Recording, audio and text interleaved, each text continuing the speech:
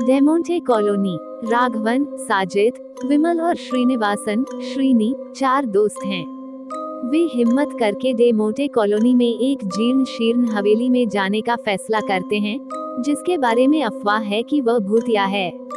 वे घर में घुस जाते हैं और अंधेरे में अलग हो जाते हैं, जिससे उन्हें एक डरावना अनुभव होता है। इसके बावजूद वे सभी सुरक्षित बाहर निकलने में कामयाब हो जाते हैं। अगले दिन चारों लोग एक ज्योतिषी के पास जाते हैं।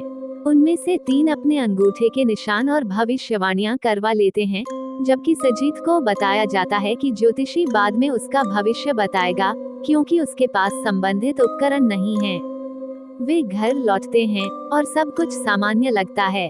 सजीत सो जाता है, लेकिन जब श्रीनी अपनी बाइक चला रहा होता है तो उसे ज्योतिषी का फोन आता है, जो एक महत्वपूर्ण मामले पर चर्चा करना चाहता है। हालांकि श्रीनी विवरण सुनने में असमर्थ होता है और कॉल कट जाती है। जब श्रीनी ज्योतिषी के घर पहुंचता है तो वह उसे मृत पाता है। कुछ समय बाद दोस्त डेमोंटे कॉलोनी के पीछे की कहानी जानने के लिए उत्सुक हो जाते हैं। राघवन कहानी सुनाते हैं, सालों पहले यह इलाका पुर्तगाली व्यवसायी लॉर्ड जॉन डेमोंटे का उपनिवेश था। वह अपनी पत्नी को एक खास हार उपहार में देना चाहता है, लेकिन वह मानसिक रूप से बीमार हो जाती है। डेमोंटे उदास होकर पुर्तगाल लौटने से पहले भारत में अपनी संपत्ति बेचने के लिए कलकत्ता जाता है। वापस लौटने पर डेमोंटे को पता चलता है कि घर में किसी ने उसकी पत्नी के साथ बलात्कार किया है, जिससे वह गर्भवती हो गई है।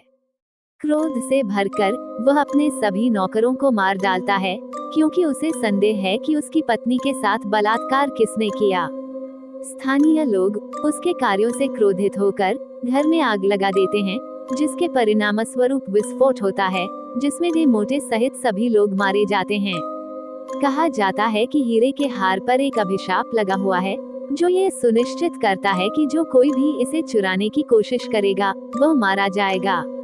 राघवन ने खुलासा किया कि उसने पैसे के लिए बेचने के लिए हार चुराया था। उनके कमरे में भयानक चीजें होने लगती हैं, टीवी बंद नहीं होता है। उन्होंने जो डीवीडी डाली थी उसके बजाय उनकी अपनी बातचीत चल रही होती है। बिजली चली जाती है और श्रीनी मदद के लिए बिजली बोर्ड से संपर्क करती है। श्रीनी ने ज्योतिषी को जो कुछ हुआ था उसे बताते हुए कॉल रिकॉर्डिंग बजाई, जिसमें ज्योतिषी ने खुलासा किया कि सजीत की पिछली रात ही मृत्यु हो चुकी है। वे सभी सजीत की ओर मुड़ते हैं, जो अभी भी सो रहा है। खिड़कियां और दरवाजे नहीं खुलते। दोस्तों की मदद के लिए पुकार बाहर अनसुनी रह जाती है।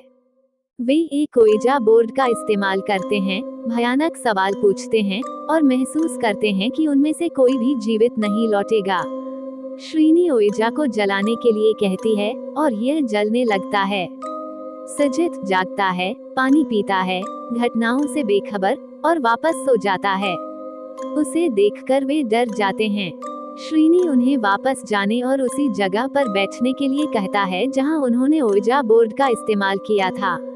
उन्हें एहसास होता है कि तीर राघवन की ओर इशारा करता है और श्रीनी और विमल नहीं सुन सकते कि राघवन क्या कह रहा है। उन्हें एहसास होता है कि वह आत्मा से ग्रस्त है। राघवन टीवी पर लिखता है कि डेमोंटे उन सभी को मारने जा रहा है और उसी तरह मरेगा जैसे टीवी में विमल मरा था। श्रीना विमल को बताता है कि वे डेमोंटे के घर के बारे में ज्यादा नहीं जानते हैं और वे जिंदा वापस लौट आएंगे। वह बताता है कि अगर टीवी पर दिखाई गई वही बात अब होती है, तो वह पहले मुख्य दरवाजा खोलकर भागने में कामयाब हो गया था। श्रीना को आत्मा का भूत सवार हो जाता है। वह विमल को मार देता है और उसे इस बात का अफसोस होता है। उसका कमरा जमने लगता है। जब श्रीनी कमरे के उस हिस्से को देखता है जहां एक देवता मौजूद था और जम नहीं रहा था, तो वह वहां जाता है और डीवीडी को याद करता है। कुछ बिंदु पार करने के बाद राघवन को आत्मा ने परेशान कर दिया। श्रीनी को पता चलता है कि कमरे के उस हिस्से में एक खिड़की खोली जा सकती है। सजीत श्रीनी को भागने से रोकने की कोशिश करता है, लेकिन उसे याद आता है कि ज्योतिषी ने क्या कहा था, कल रात सजीत की मृत्यु हो गई। वह पीछे हटता है, भागता है और पास की एक चाय की दुकान पर भागता है, केवल ये जानने के लिए कि कोई भी उसे सुन नहीं सकता है।